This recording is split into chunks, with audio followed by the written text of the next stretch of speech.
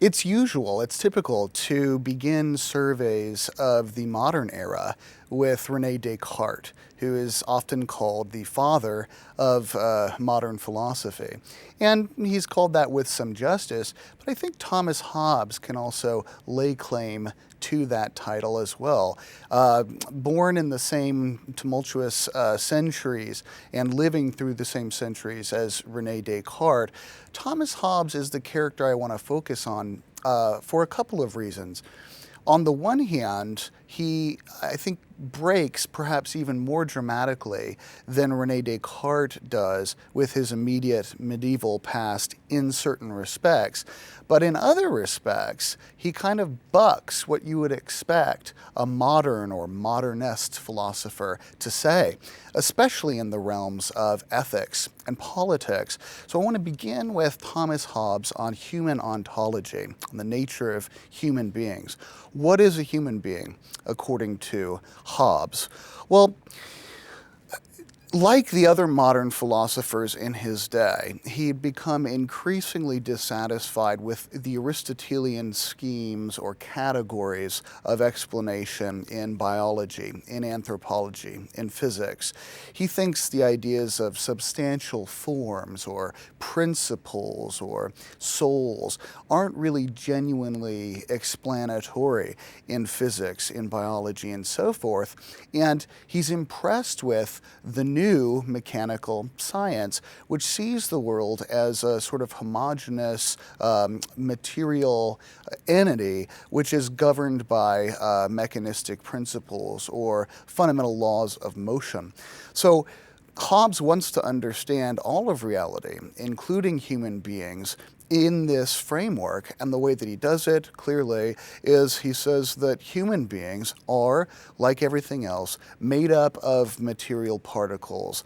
And instead of understanding what's unique about us, our ability to sense, our ability to perceive, our ability to reason, and so forth, instead of seeing those as deriving from something like a substantial form or a soul or a principle, we should see them as actually just being deriving from our physiological processes, which are themselves grounded in fundamental physics, right? So everything about us, everything we're made of, and all the ways that we operate, including how we operate mentally, are to be understood as explicable according to these mechanistic natural principles.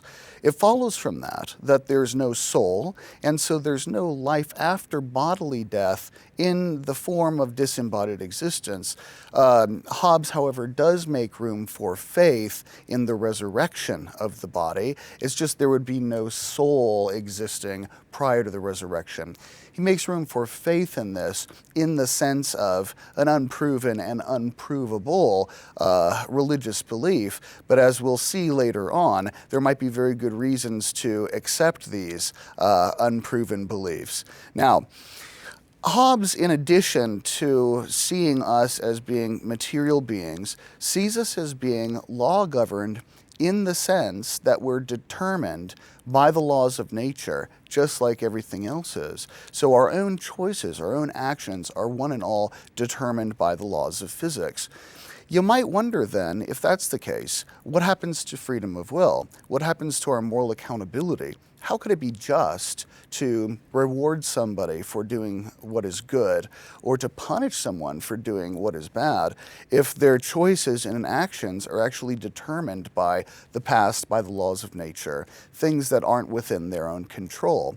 Well, Hobbes has a theory of freedom he develops which shows it to be compatible with determinism. But he also develops a theory of punishment and reward, which is consequentialist in nature.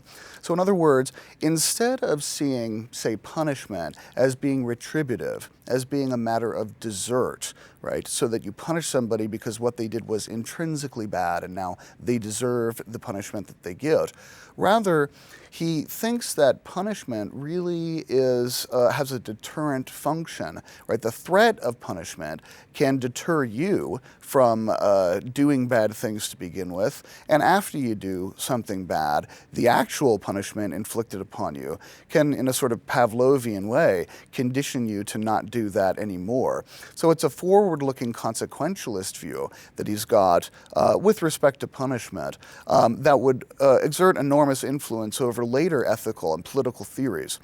I want to say something about the ethics and the politics that Hobbes develops in tandem with this theory of punishment and in tandem with his view of human beings as material entities.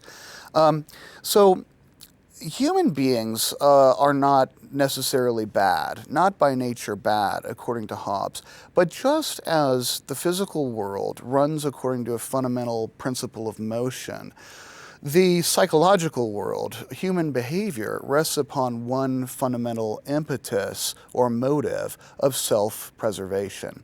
We are all out for number one by nature. We all try to acquire as many goods as we can and to accrue as much power as we can for ourselves. What that means is that if you are in a state of nature, right, if everyone just acts the way that they feel they should act, given this impetus towards self-preservation, there's inevitably going to be collisions. People are going to fight over resources. There will be, in the state of nature, as Hobbes memorably said, there will be a war of all against all, where life is nasty, brutish, and short, okay? So enlightened self-preservation leads to the conclusion that I should revoke some of my rights. I should restrain myself.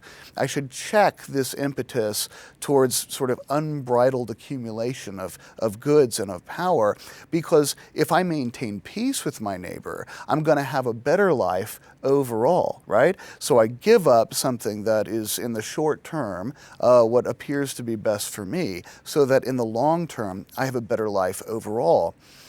You know, Aristotle and Confucius and many of the classical thinkers would say that human beings are by nature political animals, by nature social creatures. Hobbes doesn't necessarily think that. Rather, we're driven towards social organization by way of a kind of expedient, right? It's just better for us in the long run to get along with one another so that we can, pool our resources against common threats, common fears, and we can do better off than we would be able to do if we were all looking out for number one. Now, all of the kind of ethical directives and the principles that Thomas Hobbes give us flow from this fundamental impetus to self-preservation. And indeed, he thinks all of the ethical principles of Christianity, all the things taught by Jesus and the great sages, actually are derivable from, deducible from, a kind of enlightened self-preservation or self-interested picture. What's interesting about this, and here's where he's gonna present a series of views that are gonna sound very surprising from a modern perspective, not what you would expect a modernist to say. What follows from this, he says, is that, look, in order to maintain peace and a good life for all, we not only restrain our natural rights, but we actually transfer our rights, our natural rights in their entirety, into the hands of the state, and in particular into the person of the sovereign. So Hobbes argues for a complete and total monarchy, a Leviathan-like state, where the sovereign exercises the sole power to make peace, to declare war, to impose laws, to inflict punishments.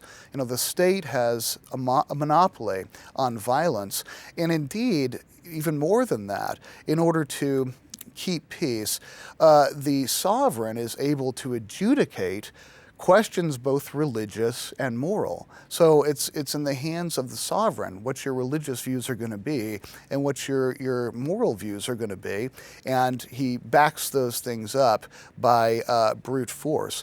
This is the picture of political and social organization that Thomas Hobbes gives us, which begins with this impetus to self-preservation, leads through the recognition that we'd better come together by way of a sort of contractual agreement so that we can stave off the fightings within and the fears without, and then leads finally to an overall Leviathan totalitarian state. What's so interesting about this is that he seems to cut off the branch that he's sitting on in a way. He uses free thought, he uses philosophy and speculation and all of the sort of individual autonomy that we associate with the modern period to land himself in a political and social theory which we would tend to associate with the medieval era. He uses free thinking to actually squelch free thinking in the end. He uses autonomous reason to argue that autonomous reason needs to be given up and handed over to the sovereign.